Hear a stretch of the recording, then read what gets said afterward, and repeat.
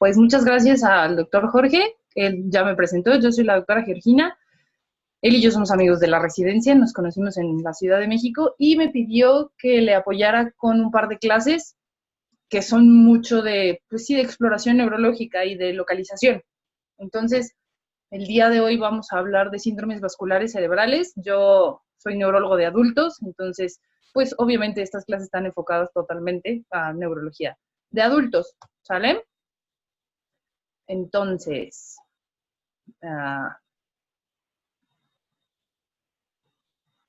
uh, denme un segundo. Ya. Ok, entonces, aquí lo importante de los síndromes vasculares cerebrales, como su nombre lo dice, pues son síndromes, un conjunto de signos y síntomas, y la importancia de estos es que nos van a prácticamente a localizar el sitio de afección anatómico. Ya veremos en la otra clase que les voy a impartir después, cómo la exploración neurológica nos permite localizar de forma muy precisa el sitio anatómico y a veces inclusive el tamaño de la lesión. Es importante que tengan en cuenta que no es una regla porque, como nada en la medicina lo es, particularmente en los síndromes vasculares, puede haber muchas variaciones en relación a varios puntos que les menciono más abajo, sobre todo el lugar de la oclusión, a pesar de que sea el mismo síndrome vascular, si la oclusión es proximal o distal, el cuadro puede cambiar considerablemente y, por supuesto, de la disponibilidad de la circulación colateral, que eso es completamente dependiente de cada persona, del grupo de edad y de las comorbilidades que tienen. En esta ocasión vamos a hablar exclusivamente de los síndromes oclusivos porque los hemorrágicos pues tienen un cuadro más homogéneo, por así decirlo, y también pueden aplicar algunas de las cosas que vemos en los oclusivos con los hemorrágicos. ¿De qué dependerá? Pues como todo en este tipo de problemas, en la localización, ¿sale? Si van teniendo preguntas, me van diciendo para irse las resolviendo conforme va pasando la presentación, ¿ok? Entonces, para hablar de anatomía vascular y de síndromes vasculares, sí es muy importante tener en cuenta esto, que es supongo que todos ubican perfectamente, el homúnculo de Penfield. Les pongo los dos, el sensitivo y el motor, aunque realmente si se detienen a revisarlo con calma, pues son muy similares. Aquí las representaciones motoras, que está del lado izquierdo, es mucho más grande tanto para la cara como para la mano, porque sabemos que los movimientos implican mucha precisión en estas dos áreas, ¿no? Ya el resto del homúnculo y el resto del cuerpo está distribuido en el resto y pues ya no es tan grande la representación homuncular que tiene para otros segmentos corporales. Y para el facial, digo, para el sensitivo, que es el del lado izquierdo, igual la representación facial es la más grande, el resto del cuerpo, otra gran parte sigue siendo la mano y el resto del cuerpo está distribuido ya en una zona muy pequeña. Entonces quiero que tengan en cuenta siempre el homúnculo porque pues les va a ayudar a localizar, ¿no? Vamos a empezar con el síndrome más común, que es el síndrome de la arteria cerebral media. Aquí es importante que tengan presente pues su repaso. Esto es un repaso anatómico, tanto de lo vascular, que ya al parecer ya vieron, junto con anatomía en general, porque pues de eso depende totalmente los signos y síntomas que van a presentar los pacientes. Entonces, arteria cerebral media, la más importante, ¿por qué? Porque es la que más se tapa en el mecanismo de eventos vasculares cerebrales de tipo aterotrombótico, que son los más comunes. Esta es la arteria que más se va a tapar, por eso vamos a empezar con esta. Entonces, en todos los síndromes les estoy enlistando signos y síntomas y les vamos a explicar un poco y hablar un poco de la localización. Entonces, este síndrome básicamente lo que va a tener son alteraciones motoras y sensitivas. Estamos hablando de hemiparesia o hemiplegia, de qué depende una u otra, pues de la severidad de la pérdida de fuerza. Hemiparesia se habla cuando la pérdida de fuerza es moderada, de leve a moderada. En esta escala que usamos para calificar la pérdida de fuerza se habla de un 4 más o un 4 menos, y hemiplegia a partir de 3 hacia abajo, que ya es un compromiso muy importante de la movilidad. Siempre los hallazgos van a ser contralaterales. Entonces, en el caso de la cerebral media, por la imagen del homúnculo que ya revisamos, vamos a ver que los más afectados van a ser la cara y la extremidad superior en comparación con la extremidad inferior me regreso al homúnculo, por la distribución, más o menos es el territorio el que está dependiente de la cerebral media, y por eso es que estos dos segmentos corporales son los que están más comprometidos y no tanto los segmentos inferiores. Misma historia con el déficit sensitivo. Aquí las modalidades sensoriales que se van a comprometer más son las que llamamos de sensibilidad profunda, la sensibilidad más compleja, y no tanto temas como el dolor o la temperatura, porque esas modalidades sensitivas tienen un relevo un poco más abajo, que es el tálamo, y ya hablaremos de eso después, pero la pérdida sensitiva en estos casos va a afectar posición, vibración, tacto profundo y discriminación de 2 puntos, así como la estereognosia, que es todavía es una modalidad sensitiva todavía más compleja, que se trata de que el paciente no percibe o no identifica objetos solamente con el tacto. Esto compromete, un déficit de este tipo significa que está comprometido todo el resto de modalidades sensitivas que ya les mencioné. Entonces, siempre contralateral al lado de la lesión, ¿sale? Los déficits de campo visual, también contralateral, estos son sumamente localizadores. Desafortunadamente es muy complicado encontrarlos en la clínica, porque pues al final los déficits visuales son totalmente subjetivos. A pesar de que hay estudios como para poderlos evidenciar, siempre es subjetivo, siempre es lo que dice el paciente. Entonces esto es un poco más complicado, pero si se encuentran, son sumamente localizadores. Les voy a enseñar un esquema de la vía óptica un poco más adelante para que logren comprenderlos bien, porque realmente nos ayudan a ubicarnos muy bien, y es importante que lo ubiquen porque el déficit visual se presenta prácticamente en cualquier evento, sin que importar la irrigación que tenga. O sea, puede ser en eventos tanto de circulación media como de circulación posterior. Entonces, para cerebral media, por la localización anatómica de las radiaciones ópticas, ahorita se las voy a mostrar, normalmente lo que se encuentra son hemianopsias o cuadrantanopsias. Es la parte de la vía visual que viaja sobre todo por las astas temporales. Es esa parte la que se afecta. Ahorita les voy a mostrar el cuadro. Y, denme un segundo. Las afasias. Este es uno de los signos, síntomas más floridos de este tipo de eventos. Es complicado detectarlos. Ahorita también un cuadro para que los puedan identificar un poco mejor. Son N cantidad de afasias, pero las que me interesa que ubiquen para este síndrome en particular son 3, y ahorita vamos a pasar con ellas, con este cuadro más extenso. Hay otros datos de focalización que indican alteraciones o compromiso de segmentos cerebrales que ya están involucrados con la integración de muchos problemas sensitivos, y a la hora de integrar todos los órganos de los sentidos, ahí es donde se afecta también cuando hay alteraciones de arteria cerebral media. Y con heminegligencia y heminatención contralateral me refiero a que el paciente tiene un problema para la detección de cualquier estímulo sensorial del lado contrario a donde está el evento vascular. O sea, el paciente va a ignorar, por así decirlo, cualquier estímulo visual, auditivo, cualquier estímulo táctil del lado contralateral a donde tiene la lesión. ¿Por qué? Porque a estos niveles corticales es a donde se integran todos esos órganos de los sentidos, finalmente. Hay un fenómeno muy interesante también de negación de la enfermedad, precisamente como son centros de integración los que están afectados. El paciente tiene un fenómeno de que pues no se da cuenta de muchas veces de los déficits, sobre todo cuando son grandes y que afectan al hemisferio no dominante. El paciente no se da cuenta que no puede mover una extremidad, o que no la siente, o que tiene un problema visual. Avanzando en cuanto a la complejidad de los sistemas que se van afectando, hacen un grupo de problemas que se llaman apraxias, y las apraxias son básicamente incapacidad del paciente o de la persona para ejecutar una acción.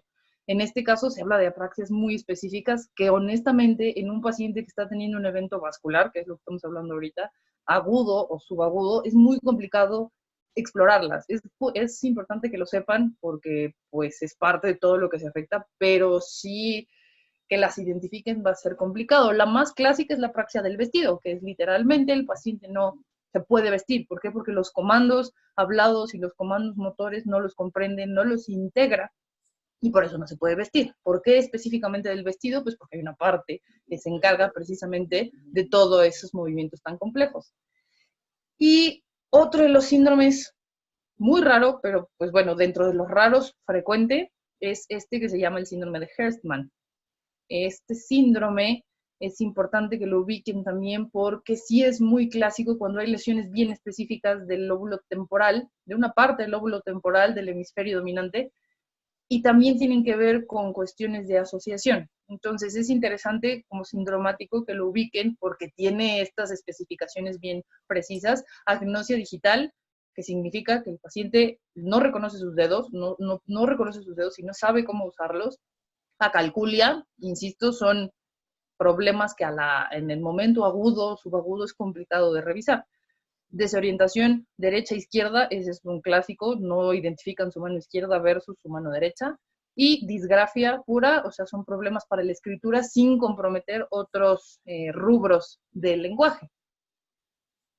Entonces, les pongo una imagen de la cerebral media. Esta clase creo que ya la tuvieron, de vascularización y de cómo se divide la cerebral media y cómo es que llega a todos los lóbulos que están comprometidos en estos déficits que les estoy hablando, ¿no?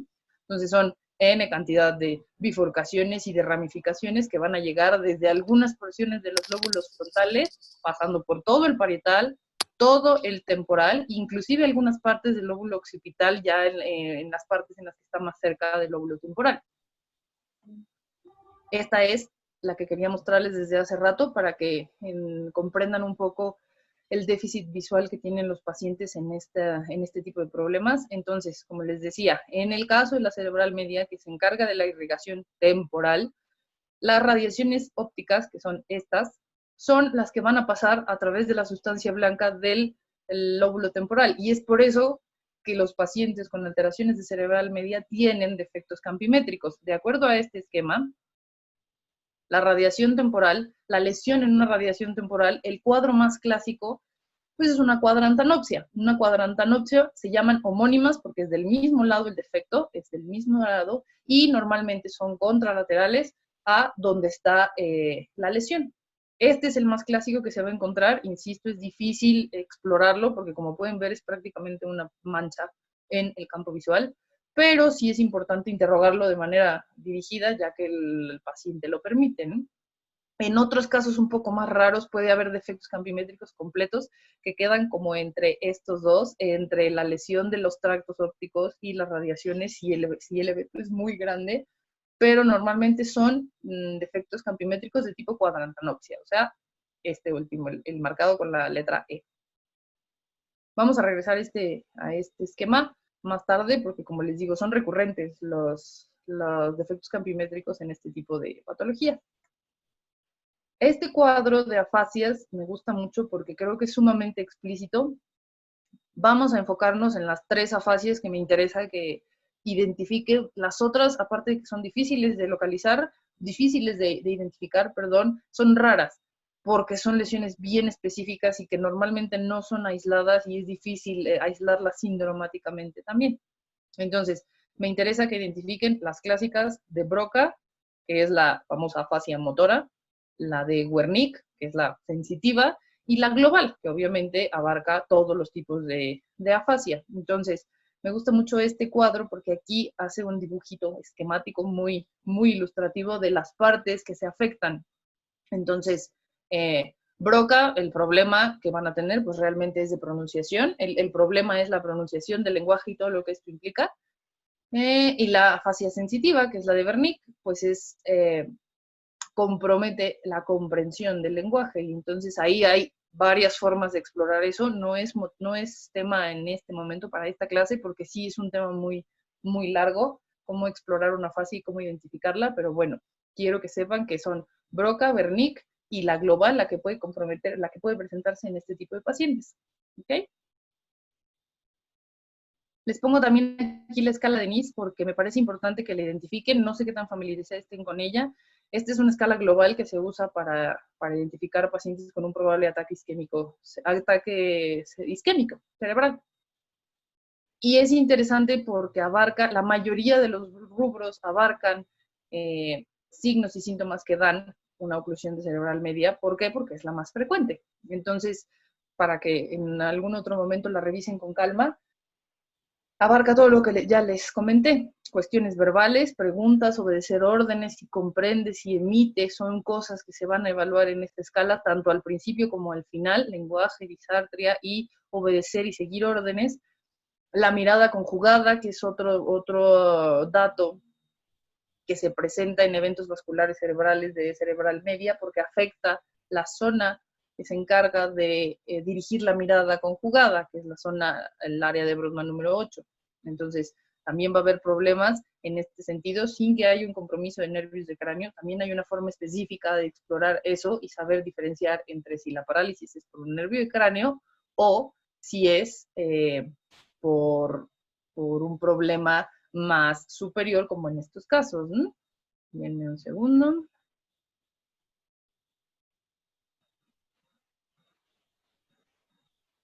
Ok. Ya, lo siento. Campos visuales, que es lo que ya les comenté, parálisis facial, porque como les decía, el compromiso motor es mucho más grande en la región facial y en la región braquial por la distribución homuncular, y miembro superior, miembro inferior. Ataxia ya no entra tanto dentro del cuadro de cerebral media, pero el resto prácticamente se trata de cerebral media.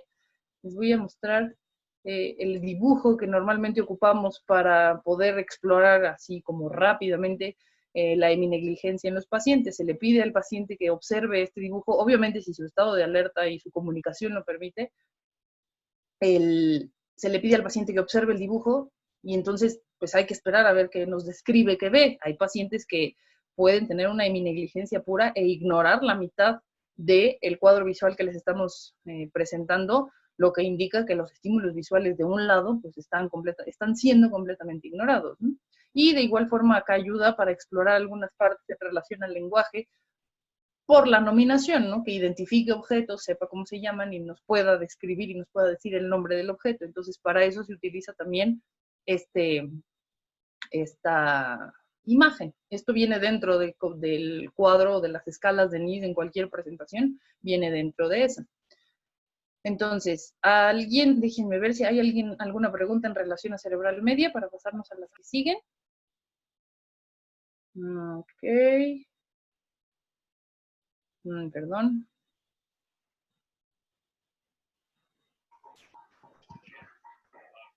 No, en el chat no nos dejaron nada, nada más nos pusieron que si oclusivo era isquémico, pues ya les puse yo que sí en lo que...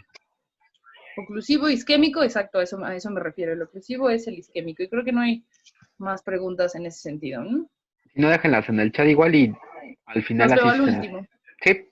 Ok, muy bien. Entonces las dejamos al último.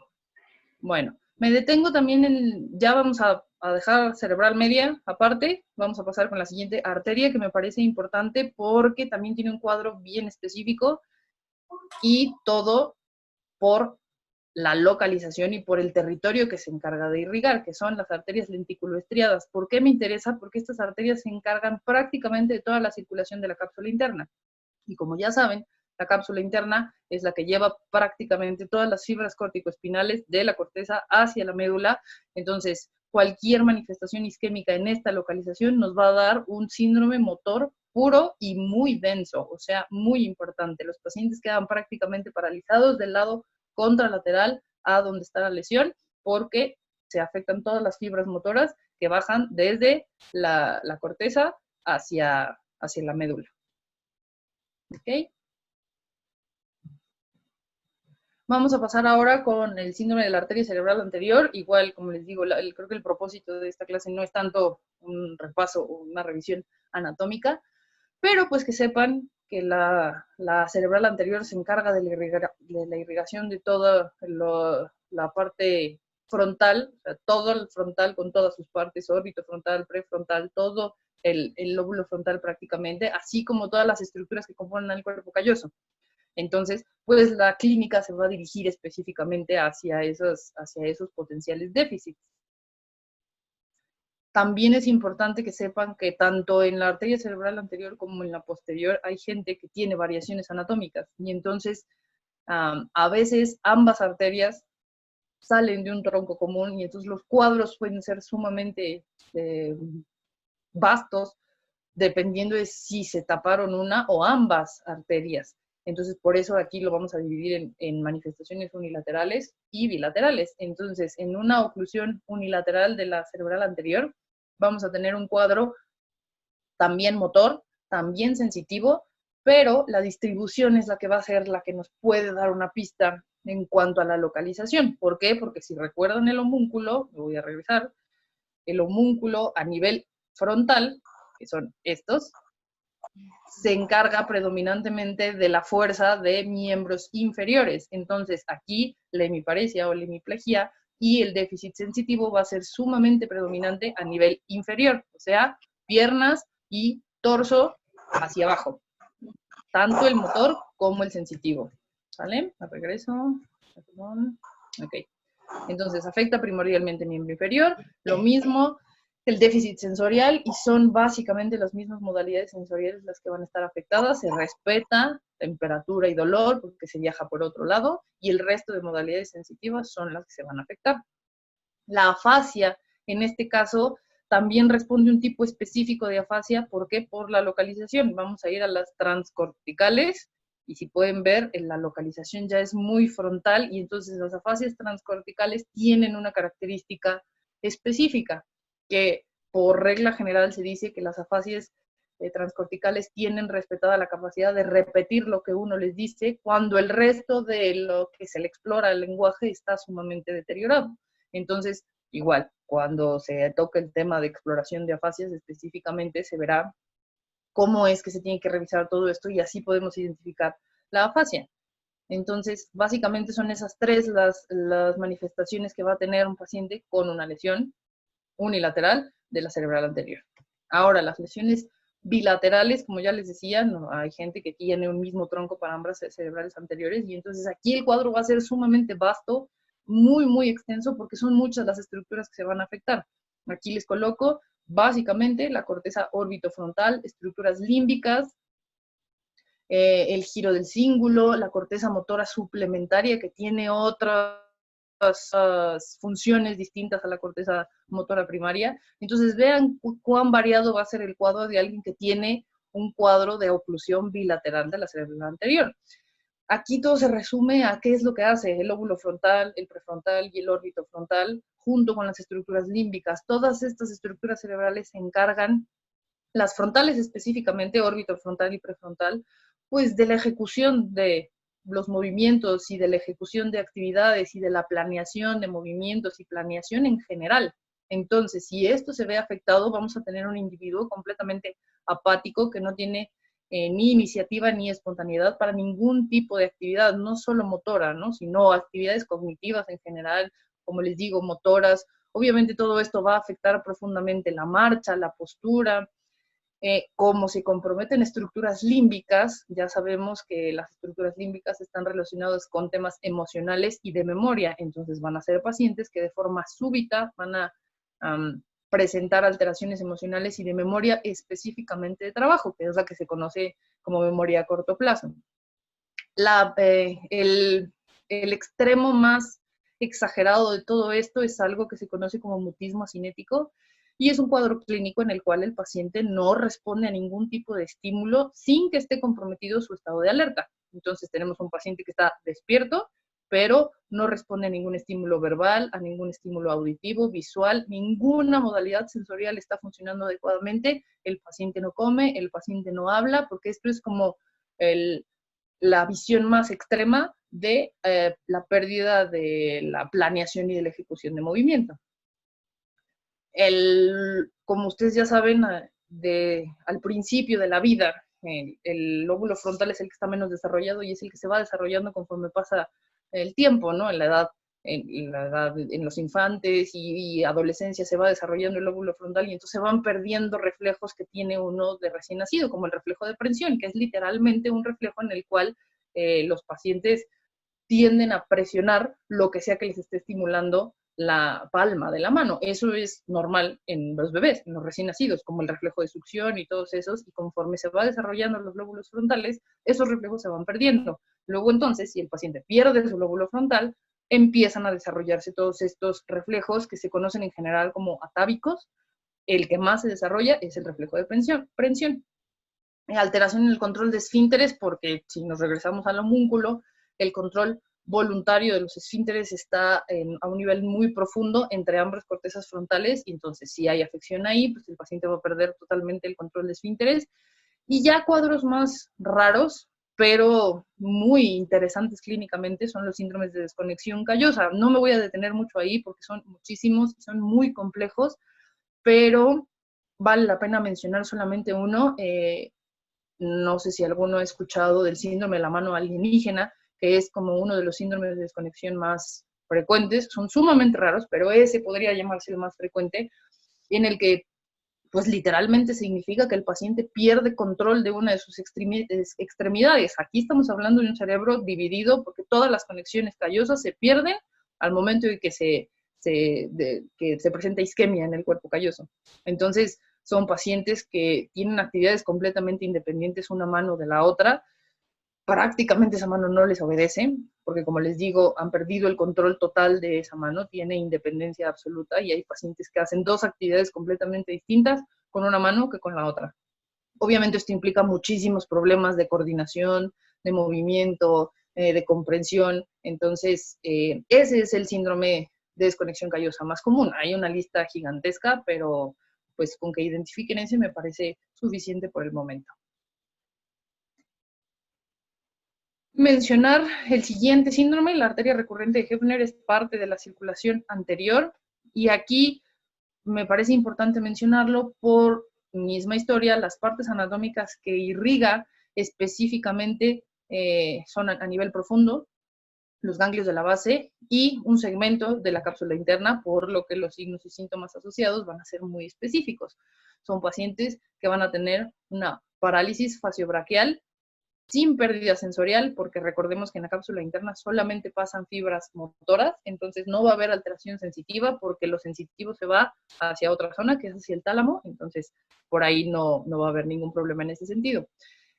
Los ganglios basales tienen muchas más actividades, no solo en relación al control del movimiento involuntario y también voluntario. Se ha visto que tienen mucha correlación con temas cognitivos, conductuales. Entonces, por eso los pacientes también desarrollan síntomas parecidos a los que se desarrollan con afecciones corticales muy grandes, ¿no? Como la negligencia, como la fascia y agitación psicomotriz en general, porque hay muchos temas emocionales y conductuales que también están en ganglios de la base. Y entonces, este síndrome particularmente se va a presentar como una hemiparesia faciobraquial con alteraciones del estado de alerta y con alteraciones de la percepción, como es la negligencia. Ok. Vamos a pasar con el síndrome de la arteria carótida interna. Entonces, este es importante porque en la clínica diaria es el que más alertas nos envía. Estos pacientes, los pacientes que hacen oclusiones de la arteria carótida, son los que tienen más ataques isquémicos transitorios, que nos han avisado con el tiempo que esa arteria se está tapando. Es una arteria de un calibre muy considerable, por lo tanto es sumamente difícil que se tape súbitamente. Se va acumulando. El mecanismo por el que más se tapa es aterotrombótico, entonces se va tapando con el tiempo. La primera que sufre en todo eso es la arteria oftálmica, que es la rama más distal de la arteria carótida interna, y entonces por eso es importante identificar en estos pacientes la presencia de amaurosis fugax. Eso es lo que nos está avisando y eso es lo que nos va a ayudar a localizar que esto probablemente sea un problema desde carótida y no más arriba. Los pacientes tienen pérdida súbita de la visión de algún lado. Normalmente es, como su nombre lo dice, es momentánea, es una pérdida a negro completamente, que regresa en el transcurso de los siguientes minutos, y que eso normalmente va a preceder a el resto de la clínica que afecta a los pacientes con una oclusión carotidia, que como pueden ver es básicamente el mismo que el de la cerebral media. ¿Por qué? Porque pues la cerebral media es la tributaria más gruesa y que tiene más territorio cerebral involucrado.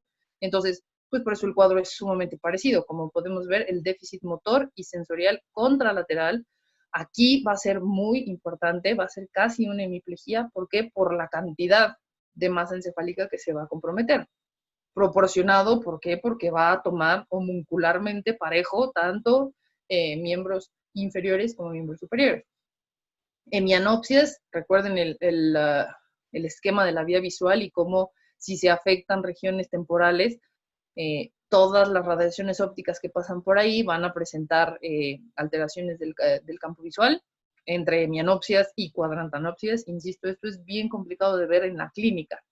La afasia va a ser un síntoma predominante si afecta el hemisferio dominante y el déficit sensitivo para otro tipo de modalidades va a ser muy profundo también, todo contralateral al lado de la lesión.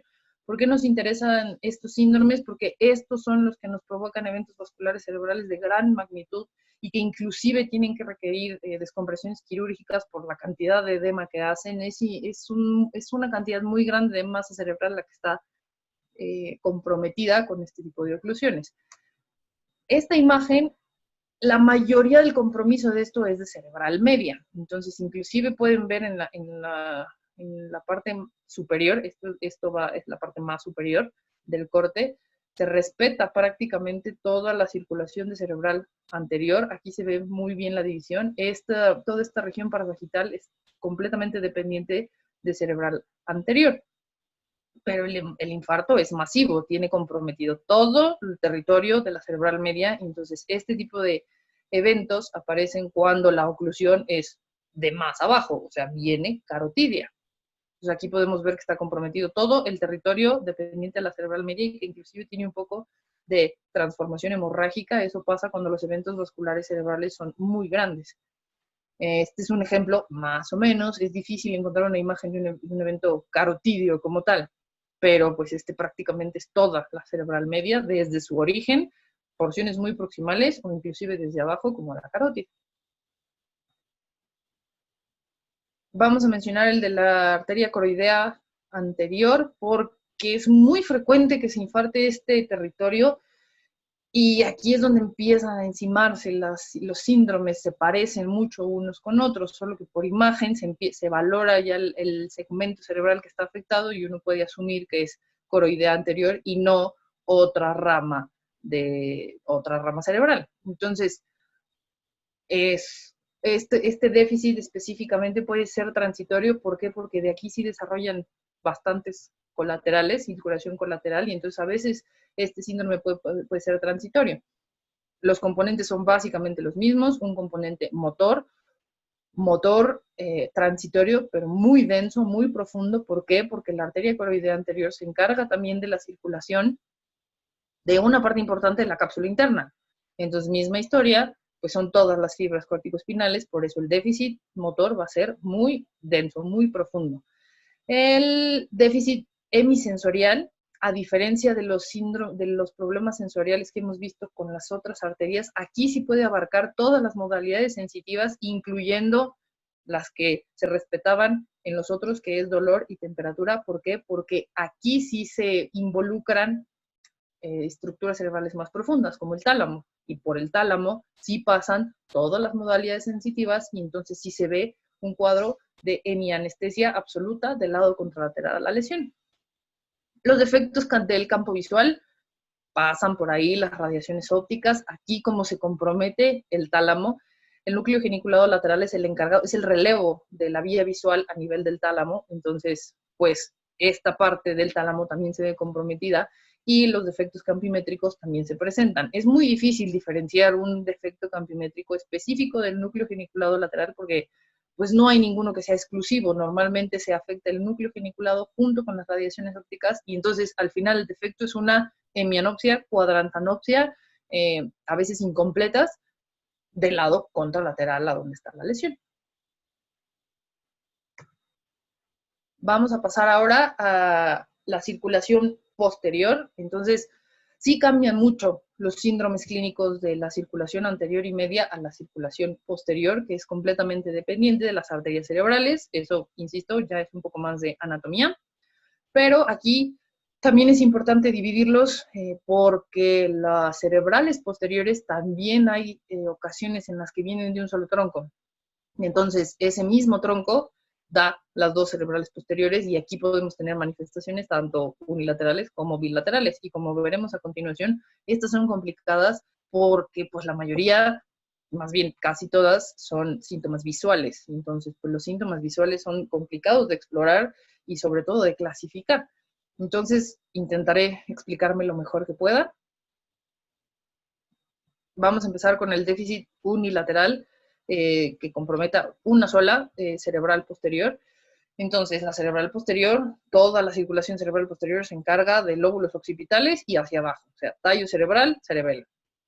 Entonces, en una oclusión unilateral, como podemos ver, lo que más se afecta van a ser la vía visual.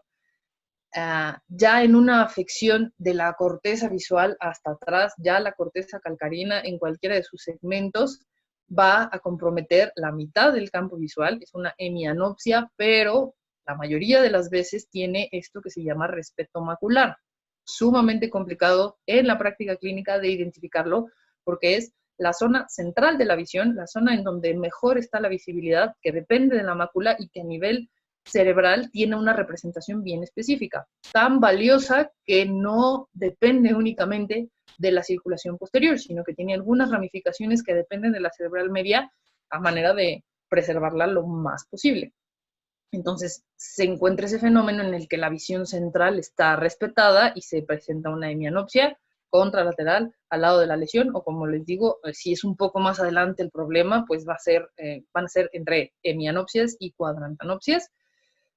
Tienen varios fenómenos que implican la integración de los síntomas visuales, bueno, más bien la integración visual con el resto de funciones y con el resto de sentidos y de sistemas funcionales del sistema nervioso. Y entonces aquí es donde entran síntomas o signos como la agnosia visual y cromática. La agnosia es la incapacidad de un paciente o de una persona para reconocer algo. Entonces, en este caso, son pacientes que no reconocen o no identifican, que no ven, no identifican las formas, vaya. O sea, es complicado. El paciente ve porque la vía visual, toda la porción de la vía visual anterior está respetada, solamente hasta el final el problema de integración. Entonces, ejemplos de diagnóstico visual podría ser un paciente identifica lo que es un rectángulo, por ejemplo, ¿no? Pero si uno intenta pedirle que haga alguna asociación, así como, ¿a qué se parece ese rectángulo? ¿O qué meterías tú en esa caja rectangular? Ahí es donde el paciente ya no logra asociar ese estímulo visual y no puede identificar, por ejemplo, que un rectángulo pues tiene la misma forma que un libro, ¿no? Y es esa asociación la que él ya no podría hacer. Y lo mismo con los colores. No identifican los colores, no son pacientes que tengan problemas a nivel ocular, que se sepa que dan problemas para la captación del color, pero ellos no identifican los colores. Entonces, esto traduce lesiones bien específicas a nivel de lóbulos que ya son de integración, o sea, la combinación o ese límite entre lóbulo temporal y occipital del lado dominante, que se encarga de la integración de estos estímulos sensoriales. Hay un compromiso sensorial importante porque mucha de la irrigación talámica depende de la circulación posterior. Entonces, hay muchos síntomas talámicos y el más predominante son alteraciones sensoriales, que inclusive ya dan datos como dolor. O sea, hay un síndrome muy específico que da dolor y que viene del tálamo, de lesiones en el tálamo, en los lugares que se encargan específicamente de la sensibilidad. Y este otro fenómeno que se llama alexia sinagrafia, aquí tanto la lectura como la escritura se evalúan en todo lo que tiene que ver con el lenguaje. Entonces, aquí también es importante identificar cuando un paciente lee pero no escribe, o escribe pero no lee, por este tipo de problemas, por el tema de la localización. Entonces, en los pacientes que presentan problemas para la lectura sin que tenga problemas para la escritura, ya nos localiza en un lugar completamente distinto al que normalmente lo hacen las afasias, que como ya vimos es circulación anterior. Acá el problema es posterior, porque son zonas de asociación, entonces aquí se afecta específicamente las partes posteriores del cuerpo calloso. Estos síndromes, estas afecciones normalmente no se acompañan de déficits motores, a menos que esté comprometidas partes del tallo, mesencéfalo, puente, pero como son demasiadas estructuras las que pasan por ahí, es muy difícil que un paciente tenga estos datos y una hemiparesia o una hemiplegia sin tener N cantidad de otros síntomas que vamos a ver más adelante, como compromiso de nervios de cráneo, como problemas cerebelosos, porque todas esas estructuras están intermedias. Entonces, prácticamente se pueden excluir los síntomas motores en este tipo de infartos o de lesiones isquémicas a nivel de circulación posterior. Ahora, el compromiso bilateral de la cerebral posterior, porque esta arteria tiene un tronco común y entonces las dos cerebrales posteriores salen del mismo tronco, va a dar cuadros visuales mucho más complicados y que, como les decía anteriormente, ya involucran regiones de asociación. Entonces, de entrada, un paciente que tiene una lesión bilateral o que tiene problemas bilaterales de circulación posterior va a desarrollar ceguera cortical. Esta es una ceguera absoluta con toda la vía visual anterior respetada. No hay ningún problema ocular, no hay ningún problema en retina, nervios ópticos, toda la vía visual está perfectamente respetada hasta la parte posterior, que es la parte, o sea, que es la corteza visual primaria y las partes de asociación. Entonces, esta es relativamente sencilla de identificar porque a la exploración no hay ningún problema pupilar, no hay ningún problema en fondo de ojo, todo el ojo y lo que podemos explorar de ojo está bien. El problema solamente es la percepción de la imagen hasta el final. Hay un fenómeno muy específico en este tipo de problemas que es la prosopagnosia. La prosopagnosia es la incapacidad de reconocer rostros, insisto, porque el problema ya no es tanto de percepción visual, sino de asociación. Entonces, hay zonas específicas de la corteza que se ven afectadas, el giro lingual y fusiforme en esta región occipitotemporal. Como saben, la región occipitotemporal está completamente ligada a la asociación. Y hay dos síndromes en particular que son muy comunes en estos pacientes. Esta afección es muy rara, pero los síndromes más comunes en este caso son estos dos: el síndrome de Balint, que es esta triada: ataxia óptica, apraxia ocular y simultagnosia. La ataxia óptica es una incoordinación que tiene el paciente entre la vista y lo motor. O sea, yo le voy a pedir al paciente que toque mi dedo, por ejemplo, entonces yo ya me aseguré de que él visualmente no tiene ningún problema, o sea, no es que no vea, y de igual forma ya me aseguré que no tiene ningún problema de coordinación. Entonces, el paciente no puede llegar hasta el estímulo que yo le estoy pidiendo que toque porque no coordina su vista con lo motor. Lo motor individual y lo visual individual están respetados, simplemente es la coordinación de esos dos la que no funciona, y a eso se le llama ataxia óptica. La apraxia ocular clínicamente parece un problema de la mirada conjugada, o sea, de la dirección de la mirada. Pareciera un problema de ese tipo, solo que todas las estructuras están respetadas. Lo único que pasa en este cuadro es que el paciente no entiende esa orden, no hay una conexión entre la orden que yo le estoy dando de voltear hacia un lado en específico, no coordina todos los elementos que se necesitan para coordinar la mirada conjugada, el paciente no obedece, por así decirlo. Y la simultagnosia es que el paciente no puede apreciar un cuadro o una imagen visual compleja, toda completa. O sea, si yo le pido que me describa lo que ve en la habitación de forma global, me va a describir pequeños objetos o va a enfocar su atención en pequeños objetos, pero no me va a poder describir la escena general como tal. Este tipo de síndrome está asociado a lesiones del lóbulo parietal, que también están en relación a problemas de asociación. Y el otro síndrome, el síndrome de Anton, va a ser una asociación con lo que ya hablamos de la ceguera cortical. Es una ceguera absoluta, pero en este caso el paciente ignora ese déficit, que es a lo que me refiero con anosognosia. La anosognosia es el paciente no está consciente del déficit que tiene, o sea, para fines prácticos, el paciente cree que ve. Y se asocia a un fenómeno muy particular que se llama confabulación, que no solo el paciente no se entera de que no ve, sino que pretende que está viendo y pretende y hace todo como si no pasara absolutamente nada. El paciente intenta levantarse, intenta hacer las cosas como normalmente las hace cuando no puede ver en absoluto, y entonces esta combinación es a lo que se le llama el síndrome de Anton. Esta lesión, este síndrome normalmente se presenta también en lesiones posteriores que se extienden hasta lóbulos parietales, que como ya sabemos, los lóbulos parietales son los que se encargan de la mayor parte de las cuestiones asociativas de todos los sentidos. Si estas lesiones se extienden hacia adelante afectando las regiones mesiotemporales, pues por ahí también va a haber problemas de alteración de memoria y alteraciones del estado de despierto, vamos a decirle específicamente delirio hiperactivo. Esos son más raros, normalmente se presentan los primeros 4 que les mencioné.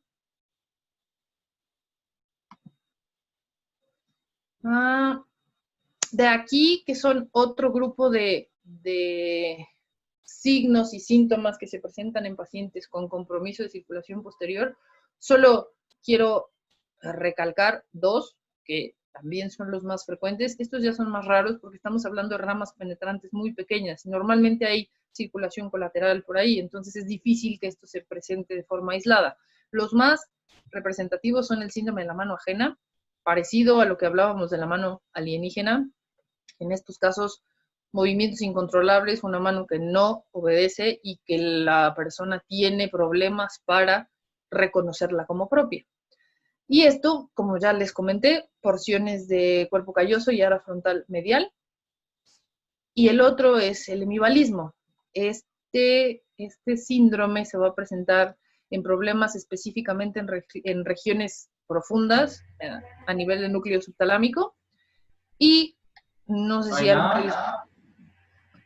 alguno de ustedes esté familiarizado con los movimientos balísticos, que son parecidos a cuando hacen este lanzamiento de bala.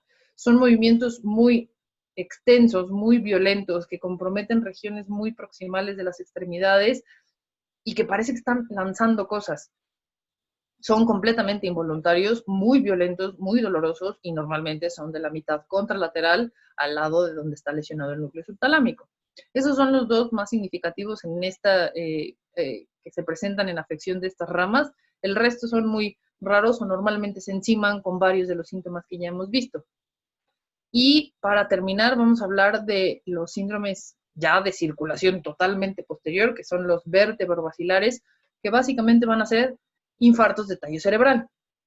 Entonces, ahorita les voy a mostrar una lista de la cantidad de síndromes de tallo que hay, que son muchísimos. Necesito que ubiquen no tanto las características de cada uno, porque me parece demasiada información, pero sí al menos que sepan identificar que es un problema de tallo y no de circulación anterior. Ese es como el punto de este tipo de clasificarlos de esta forma. Entonces, normalmente los infartos de tallo van a presentar estos signos. Van a tener signos de tractos largos, motor y sensitivo, como todos los infartos que hemos visto, como todas las lesiones que hemos visto. La única diferencia es que los hallazgos faciales van a ser ipsilaterales a la lesión y los de tracto largo van a ser contralaterales. O sea, aquí ya no vamos a tener hemiparesias faciocorporales, sino que aquí van a estar cruzados. Y a eso se refiere con síndromes cruzados. A nivel arriba van a ser ipsilaterales al lado de la lesión y abajo van a ser contralaterales. Los tractos largos, motor y sensitivo van a ser contralaterales y los nervios de cráneo y alteraciones faciales van a ser ipsilaterales al lado de la lesión. Invariablemente va a haber signos cerebelosos porque todas las ramas que irrigan tallo cerebral son parte de la irrigación a nivel cerebeloso, entonces siempre va a haber signos cerebelosos asociados, siempre ipsilaterales en estos casos.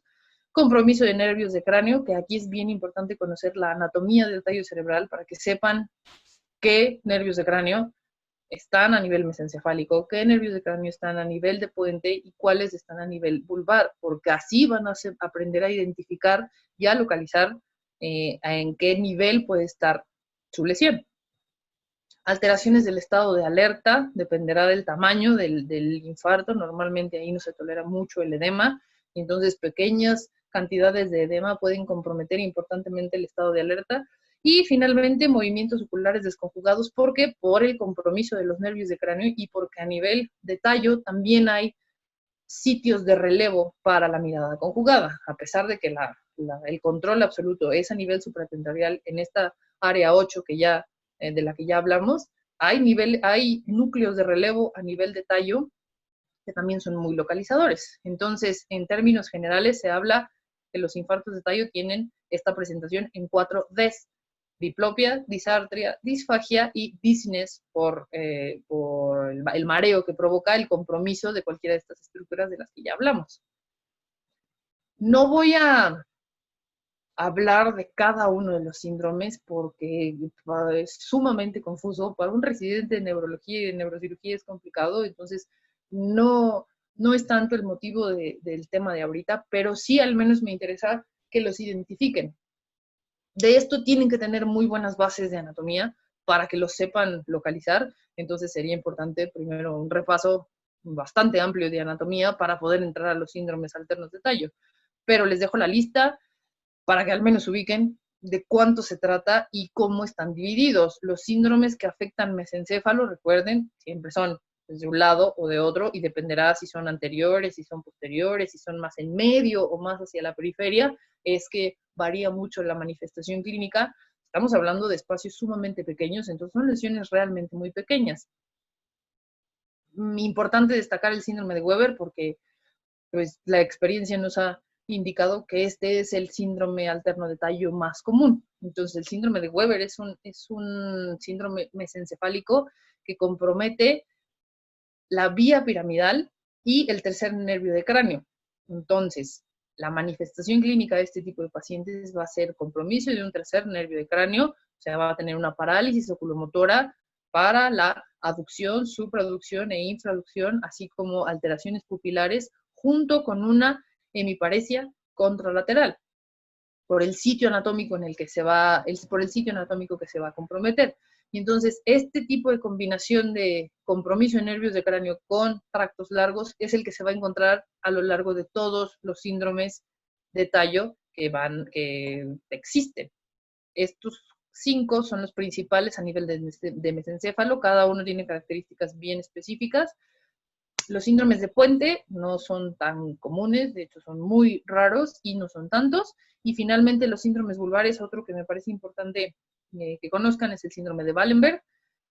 Se llama vulvar lateral, compromete todas las estructuras laterales del bulbo raquídeo, entonces va a tener N cantidad de manifestaciones, desde sensitivas, cerebelosas, problemas de equilibrio por compromiso vestibular, problemas faciales, por todas las estructuras que pasan a nivel lateral del bulbo.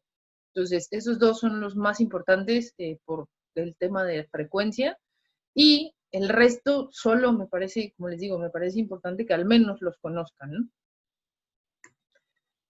El síndrome de tope de la basilar ya es de los últimos en relación a la circulación posterior. Este es particularmente catastrófico porque, como vamos a ver en una imagen, compromete todas las estructuras que dependen de la cerebral, de la circulación posterior. Normalmente es un coágulo, es un ateroma, lo que sea que está ocluyendo la circulación, se pega en el tercio superior de la arteria basilar y entonces de ahí bloquea absolutamente todas las estructuras que dependen de la circulación posterior.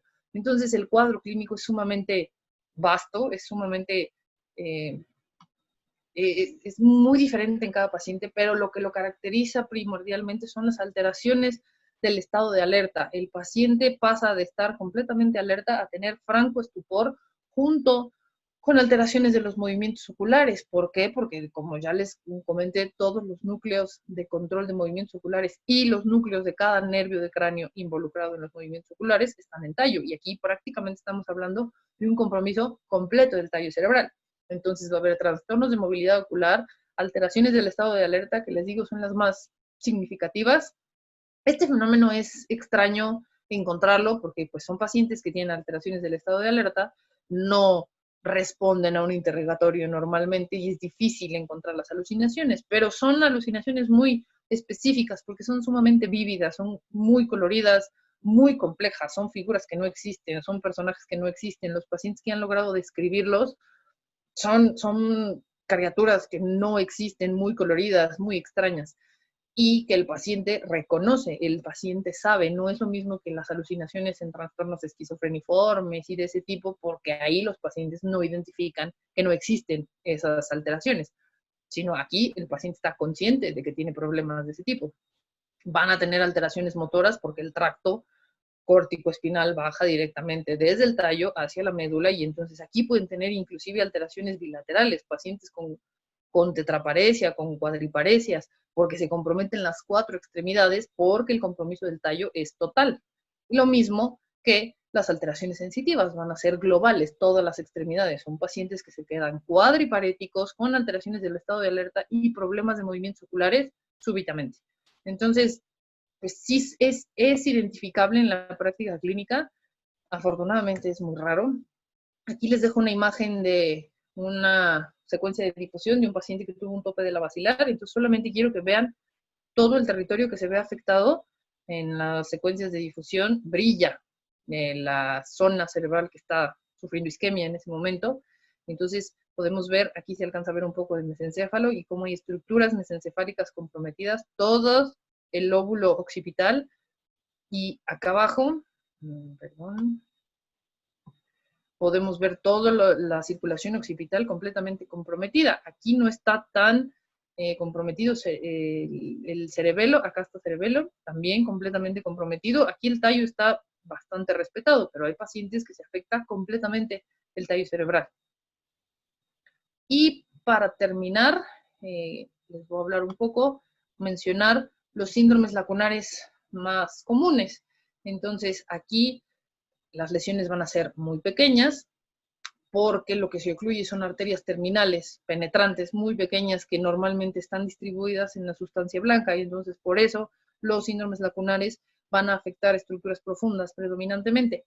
Putamen, núcleo caudado, el brazo posterior de la cápsula interna, aunque también el brazo anterior se puede afectar, muchas regiones del tálamo y principalmente el puente, la región pontina. Entonces, son variados. Hay 5 síndromes identificados específicamente que se pueden asociar a un infarto lacunar. El motor puro, ¿por qué? Porque la lesión va a estar específicamente en cápsula interna o en la porción del fascículo corticoespinal que viaja a través del puente. Son lesiones muy pequeñas y se va a acomodar específicamente ahí, por lo que el paciente va a tener solo hemiplegia. Normalmente el déficit motor es muy importante. Lo mismo con las alteraciones sensitivas. Aquí se van a afectar todas las modalidades porque la parte del tracto sensitivo que se afecta es a nivel talámico, entonces ahí se integran todas las modalidades sensitivas. El paciente va a tener hemianestesia. El síndrome de hemiparesia ataxia, que es un paciente que va a presentarse con alteraciones de movilidad de un lado del cuerpo y de ese mismo lado se va, el problema motor no es tan importante que nos permite revisar la coordinación y el paciente también se encuentra atáxico. ¿Por qué? Porque aquí se van a comprometer fibras que vienen desde el núcleo rojo a nivel mesencefálico y el haz córtico-pontino que viaja muy cerca del ponto cerebeloso, y entonces lesiones en estos tractos van a provocar este síndrome como encimado de hemiparesia con ataxia. Disartria, mano torpe, pacientes con alteraciones para la emisión del lenguaje, el paciente hace una disartria, no integra como tal un síndrome afásico, pero tiene problemas para la emisión del lenguaje, y mano torpe en el sentido también de coordinación, no es una mano débil, no es una mano con problemas motores, es un problema de coordinación. Y finalmente lo que ahora se está llamando, lo que quieren llamar demencia vascular, cuyo origen es este estado lacunar, o sea, se acumulan muchas lesiones a nivel de sustancia blanca, sobre todo en lóbulos frontales, y esto va a provocar un síndrome demencial con sus características en particular, que son sobre todo alteraciones para la marcha y muchos problemas de la habilidad emocional. Todo esto es a lo que ahora se le llama una demencia vascular, lo que se le puede conocer como una demencia vascular. Entonces, como les digo, solamente son muchas lesiones isquémicas pequeñas acumuladas. Les dejo 2 ejemplos de las lesiones muy pequeñas a nivel de sustancia blanca profunda, casi siempre afectando las regiones de los ganglios basales y de la cápsula interna. Estos son sumamente comunes en pacientes con factores de riesgo cardio-cerebrovascular. Estos son el pan de cada día. Y pues si nadie tiene preguntas, bueno, más bien vamos a empezar si alguien tiene preguntas. Por el momento, eso sería todo.